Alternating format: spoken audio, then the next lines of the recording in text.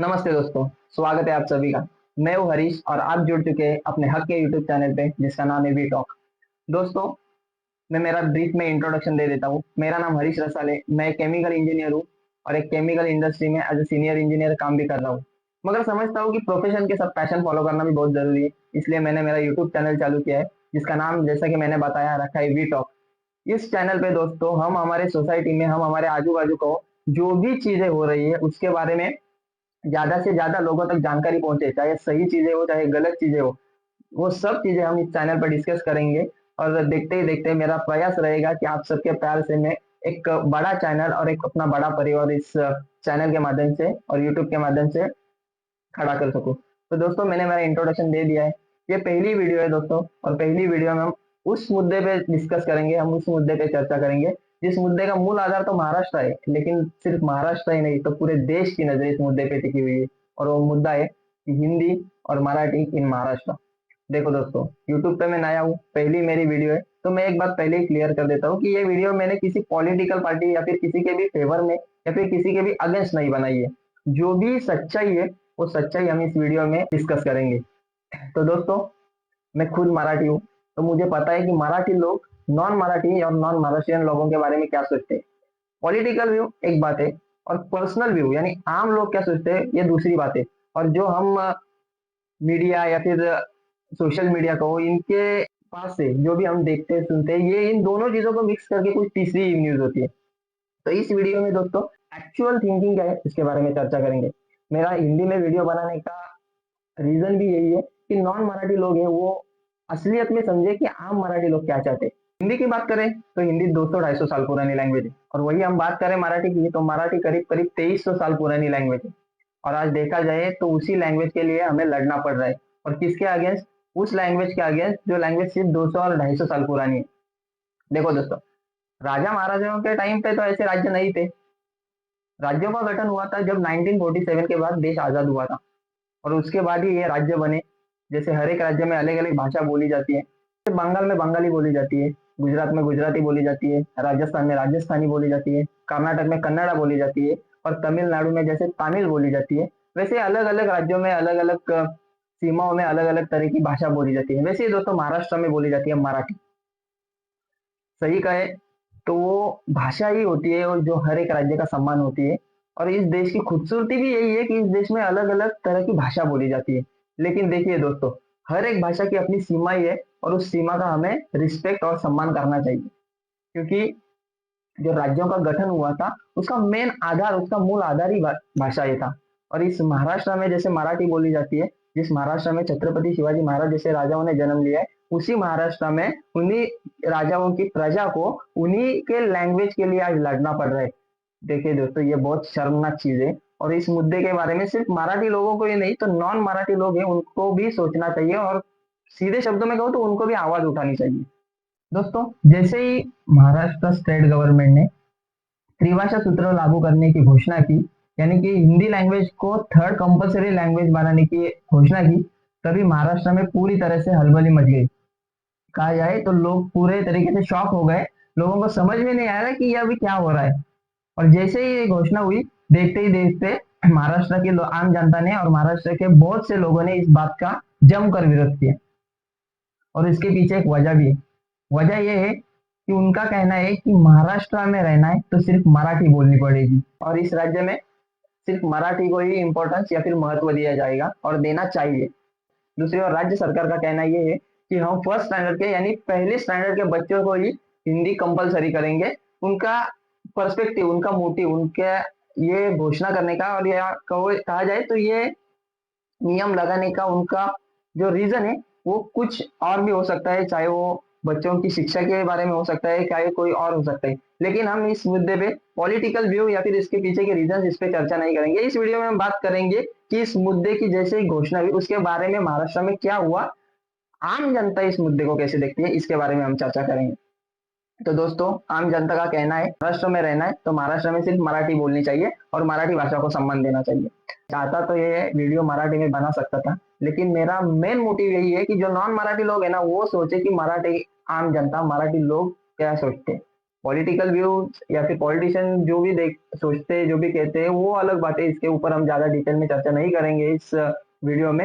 हम सिर्फ ये बात डिस्कस करेंगे कि नॉन महाराष्ट्रियन लोग क्या सोचते हैं, वो किस तरीके से रिएक्ट करते हैं, और महाराष्ट्र के लोग किस तरीके से रिएक्ट करते हैं। तो पहले बात करते हैं दोस्तों नॉन महाराष्ट्रियन लोगों की और नॉन मराठी लोगों की। तो उनमें भी दो कैटेगरी है।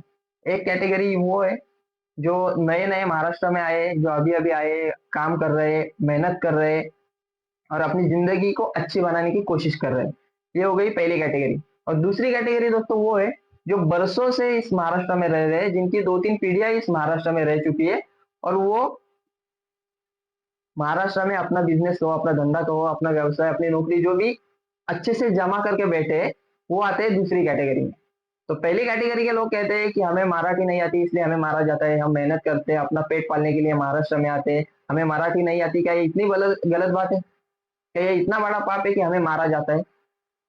और मैं इस वीडियो के द्वारा बताना चाहता हूँ कि मैं मारने को प्रमोट नहीं करता, किसी को भी मारना उचित नहीं है, किसी को भी मारना नहीं चाहिए।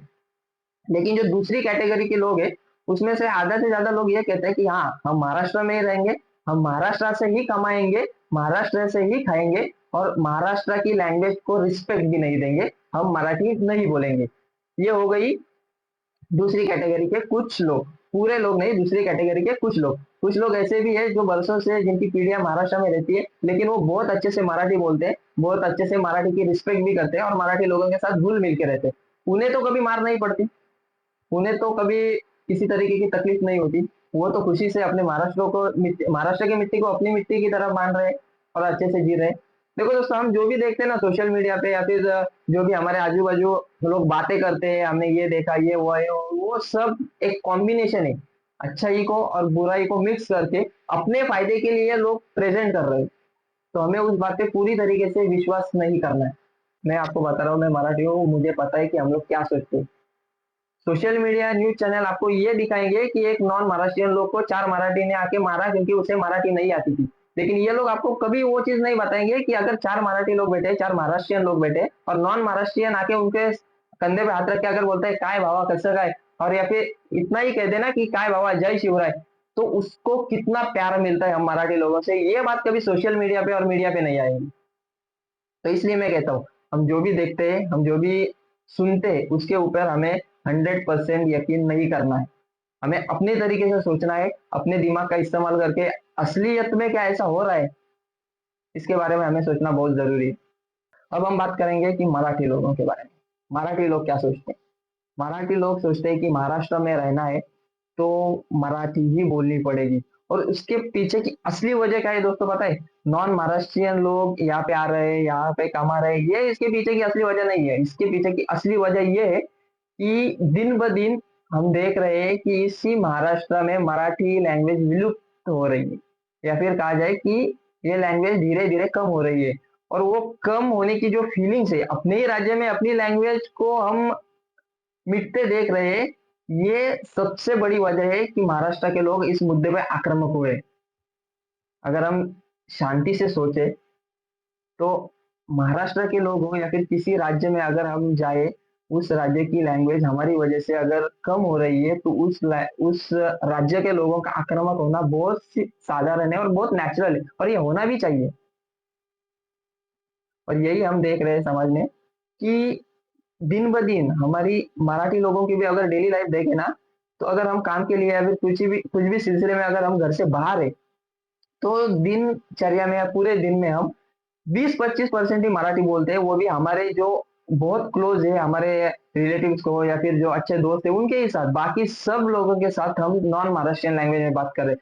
तो मराठी के लिए महाराष्ट्र में लड़ना पड़ रहा है, इसके लिए जिम्मेदार नॉन महाराष्ट्रियन लोग जितना है, या फिर है या नहीं है वो अलग बात है, लेकिन मराठी लोग इसके लिए जिम्मेदार है। ये एक सच्चाई है दोस्तों, और इसके बारे में मराठी लोगों को भी सोचना चाहिए। क्या हम किसी, अगर हम सपोज हम बाजार में गए किसी चीज की खरीदी के लिए या कुछ भी काम के लिए हम गए, तो क्या हम हमारी लैंग्वेज को उतना रिस्पेक्ट देते हैं? क्या हम मराठी में बात करते हैं? हमारा थिंकिंग यही होता है पहले से कि अरे यार, ये तो नॉन महाराष्ट्रियन है, इसको मराठी नहीं आती होगी, तो हम ही हिंदी में बात करते हैं, भैया जी ये दीजिए, भैया जी ऐसा कीजिए, भैया जी वो कीजिए। तो इसके लिए जिम्मेदार कौन है? इसके लिए कोई गवर्नमेंट जिम्मेदार है? इसके लिए नॉन महाराष्ट्रियन लोग जिम्मेदार है, या इसके लिए हम खुद जिम्मेदार है? किसी भी चीज की क्रांति कहो या फिर किसी भी चीज को अगर चेंज करना है, बदलाव लाना है, तो बदलाव दूसरों की तरफ उंगली दिखाने से नहीं होता, या फिर खुद में परिवर्तन करने से बदलाव होता है। तो हमें सोचना चाहिए कि ये हमारा राज्य है। हम अगर हमारी भाषा को, हमारी संस्कृति को सम्मान नहीं देंगे तो दूसरे लोग कैसे देंगे? ये मुद्दा, ये लड़ाई सिर्फ भाषा की नहीं है, ये सिर्फ पॉलिटिकल एजेंडा, पॉलिटिकल व्यू नहीं है। तो ये बात महाराष्ट्र की संस्कृति की है, इस राज्य की अस्मिता की। तो इस मुद्दे के बारे में सिर्फ मराठी लोगों के नहीं, तो नॉन मराठी लोग हैं, उनको भी ये बात सोचनी चाहिए कि अगर हम महाराष्ट्र में आ रहे हैं, हम महाराष्ट्र में अच्छे से रह रहे हैं, तो हमें उनकी लैंग्वेज, उनके लोगों का सम्मान करना है। और फिर से कहता हूँ, जिनको लगता है कि हमें मराठी नहीं आती, हमें मारा जाता है, हम पे अन्याय होता है, हमारे साथ गलत होता है, तो भाइयों आप सिर्फ एक बार मराठी लोगों के पास जाओ और हंस के उनको बोलो काय भावा कसं काय, किंवा सिर्फ इतना बोलो कि बाबा जय शिवराय। तो मैं दावा करता हूँ, मैं आपको गारंटी देता हूँ कि आपके घर में भी आपको इतना प्यार नहीं मिला होगा या फिर नहीं मिलता होगा जितना प्यार वो मराठी लोग आपको करेंगे। मैं बार बार इस वीडियो में कह रहा हूँ कि मैं खुद मराठी हूँ, मुझे पता है हम लोग कैसे सोचते हैं। मुझे अगर कोई नॉन मराठी आके बोलता है ना कि काय भावा कैसा काय, तो मुझे उस पर इतना प्यार आ जाएगा ना जितना मुझे मेरे भाइयों पे भी नहीं आता। तो ये सबको सोचना चाहिए। ज्यादा इस मुद्दे पे बात नहीं करेंगे, ये वीडियो अपलोड करने में मुझे लगता है बहुत देर हो गई है, फिर भी मेरे से जितना हो रहा है, थोड़ा गट्स, थोड़ा कॉन्फिडेंस नहीं था वीडियो बनाने का, पहली वीडियो है, लेकिन धीरे धीरे कोशिश की, थोड़ा सा प्रयास और किया, और डेयरिंग करके मैंने वीडियो आपके लिए बनाए। और आखिरी में इतना ही कहूंगा दोस्तों, ये सिर्फ नॉन महाराष्ट्रियन और नॉन मराठी लोगों के लिए नहीं है, तो महाराष्ट्रियन और मराठी लोगों के लिए, इस देश के हर एक इंसान के लिए मैं बोलना चाहूंगा कि अगर हम अपना घर, अपनी जगह, अपनी सीमा छोड़ के किसी और जगह जा रहे हैं, किसी और की सीमा में जा रहे हैं, तो उसकी संस्कृति का, उनकी लैंग्वेज हो, रिचुअल्स हो, और उनकी जो भी प्रथा हो, उसका रिस्पेक्ट करना ये हमारा प्रथम और पहला कर्तव्य होना चाहिए।